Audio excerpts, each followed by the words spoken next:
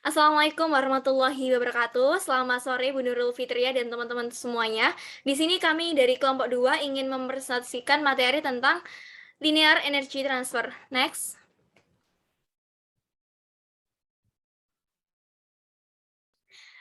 Dengan anggota kelompok yang pertama ada Citra Aprilia Eka Rahmawati dan saya sendiri Nabila Alfinantiro, ada Anissa Nur Rizky, ada Nisfi Chami Datul Fajriyah, Gina Yunita Panosa, Febi Armsukmawati, dan Etik Wahyuni.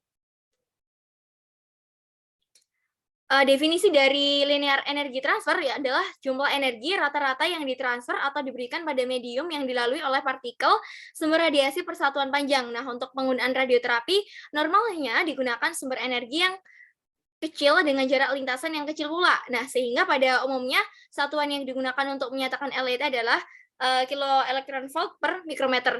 Nah, the International Commission on Radiological Units pada tahun 1962 mendefinisikan bahwa LET itu sebagai transfer energi linear dari partikel bermuatan dalam medium adalah hasil bagi dari DOE per DL, di mana DOE adalah energi rata-rata yang diberikan secara lokal ke medium oleh partikel yang bermuatan energi tertentu dalam melintas jarak DOL, yaitu L sama dengan DOE per DL.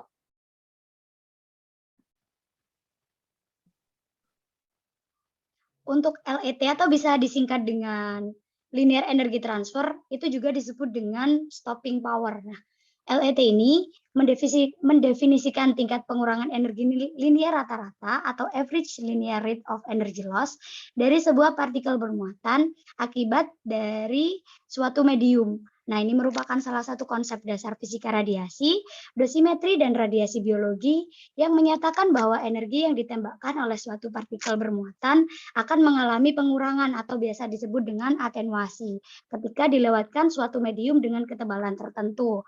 Nah, contohnya ini ada partikel alfa yang bisa ditahan hanya dengan selembar kertas. Tidak terjadi ionisasi sama sekali. Lalu ada jenis partikel beta. Nah, jika ditahan dengan selembar kertas, masih ada ionisasi yang bisa melewati kertas tersebut. Atenuasinya tidak 100%. Nah, selanjutnya jika diberikan plexiglass, itu akan semakin kecil atau atenuasinya semakin besar. Nah, jika dilewatkan pada timbal, maka partikel beta tidak akan bisa lewat sedikit pun. Berbeda dengan partikel gamma. Nah, pada partikel gamma, kertas masih bisa dilewati, plexiglass masih bisa, dan timbal juga masih bisa, tetapi hanya sedikit sekali partikel gamma yang bisa melewati timbal.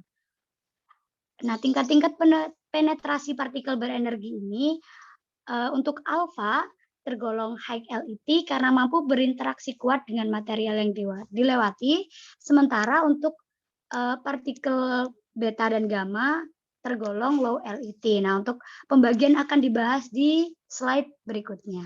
Bisa di next. Untuk menghitung LET sendiri ada dua cara yang umum digunakan. Yang pertama adalah menghitung panjang rata-rata lintasan. Selanjutnya energi rata-rata yang diberikan pada sepanjang lintasan itu bisa dihitung. Yang kedua, menghitung energi rata-rata dengan cara yang sama, yaitu selanjutnya menghitung jarak rata-rata pada rentang di mana energi rata tersebut didapatkan. Karena rumus untuk menghitung LET tadi adalah DE per DL. Jadi yang dibutuhkan adalah komponen energinya dan juga panjang rata-rata lintasan atau DL. Nah, sementara itu dari sumber lain juga menjelaskan LET sebagai sejumlah energi yang dibawa pergi oleh elektron sekunder yang dihasilkan. Tetapi harus masuk hitungan ketika mengukur peristiwa pengurangan energi atau energi loss. Jadi pada sumber tersebut juga dinyatakan bahwa LET merupakan sebuah mekanisme transfer muatan yang bergantung pada jenis dan energi dari radiasi. Apakah itu produksi pasangan, hamburan Compton, Bremsstrahlung, tumbukan, efek fotolistrik, atau radioaktif capture. Bisa di next. Nah, berdasarkan penelitian yang dilakukan, jumlah pengurangan energi ini akan sebanding nilainya dengan rapat jenis atau densitas dari material yang dilalui. Atau dengan kata lain, semakin rapat suatu material, maka radiasi dengan jumlah energi yang sama akan teratenuasi lebih cepat setelah melalui jarak yang sama. Nah, dalam korelasi matematis, LET menyatakan kecepatan atau perubahan dari peristiwa atenuasi ini. Semakin tinggi nilai LET, maka maksudnya adalah energi dari suatu radiasi partikel teratenuasi dengan lebih cepat. Makanya rumusnya adalah L sama dengan dE per dL kecil. Seperti itu. Next. Selanjutnya, berdasarkan tingkat energinya, LED dapat dibedakan menjadi 3, ada low LED radiation, radiasi oleh elektromagnetik yaitu sinar X dan gamma yang tak memiliki massa dan muatan. Nah, sumber ini berinteraksi dengan medium yang dilaluinya dengan memproduksi elektron berkecepatan tinggi yang memiliki muatan -1. Nah, karena elektronnya berkecepatan tinggi dengan massa yang rendah, maka interaksinya yang terjadi akan memiliki jarak yang berjauhan. Oleh karena itu, radiasi oleh gelombang elektromagnetik ini disebut dengan radiasi LET rendah. Yang kedua, medium LED radiation. Nah, radiasi ini bisa dihasilkan oleh neutron karena meskipun neutron tak bermuatan, namun massa yang besar memungkinkan neutron ini menjadi partikel pengion yang kuat. Next. Nah, untuk yang ketiga ada high LED radiation. Radiasi jenis ini bisa dihasilkan oleh partikel apa? Seperti yang dijelaskan tadi, nah hal ini dikarenakan selain memiliki muatan, partikel alfa juga memiliki massa yang besar sehingga memiliki kemampuan mengion yang lebih besar dibanding neutron. Nah, partikel alfa ini mampu mengion medium dalam jumlah besar hanya dengan lintasan yang pendek. Oleh karena itu, radiasi ini disebut radiasi LED tinggi. Nah, berikut sampel nilai LED untuk beberapa jenis radiasi yang tertera pada tabel seperti berikut.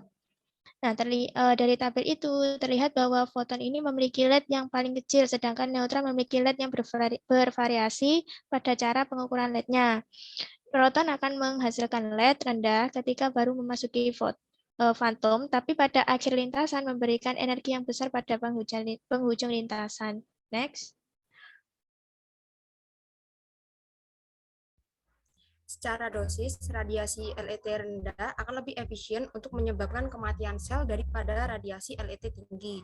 Dikarenakan radiasi LET rendah baru akan terlihat efeknya ketika sudah mencapai dosis tertentu, serta dampaknya tidak merusak sel atau jaringan secara langsung. Nah, sebaliknya, radiasi dengan LET tinggi akan lebih berbahaya bagi tubuh.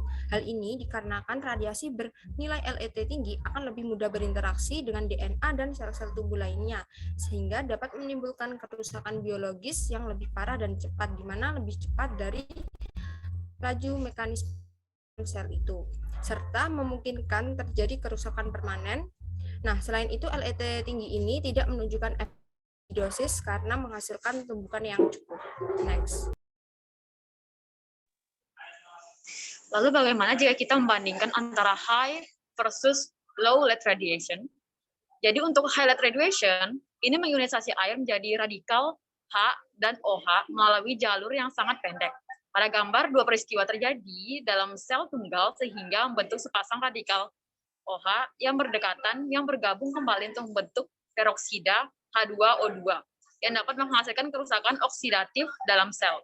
Sedangkan untuk low LED radiation juga mengionisasi molekul air, tetapi lebih dari trek yang jauh lebih lama. Pada gambar, dua peristiwa terjadi di celah yang terpisah, sehingga radikal yang berdekatan adalah dari tipe yang berlawanan. Radikal H dan OH bersatu kembali dan mereformasi H2O. Next. Selanjutnya yaitu high versus low LED radiation. Untuk radiation high LED lebih merusak bahan biologis daripada radiasi LED rendah. Kemudian kerusakan DNA lokal yang disebabkan oleh ionisasi padat dari radiasi high LED lebih sulit untuk diperbaiki daripada kerusakan DNA difus yang disebabkan oleh ionisasi jarang dari radiasi low LED. Radiasi high LED menghasilkan kelangsungan hidup sel yang lebih rendah per dosis yang diserap daripada radiasi low LED.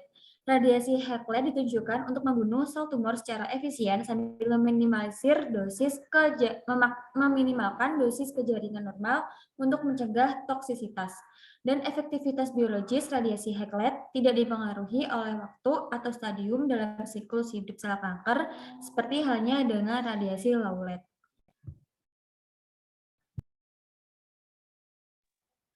Dari dua gambar ini adalah contoh dari jumlah ionisasi yang sama, yaitu untuk low lead dan high lead. Nah, dengan demikian, mewakili dosis yang sama tetapi dengan efek yang berbeda oleh low LET dan high LET. Next.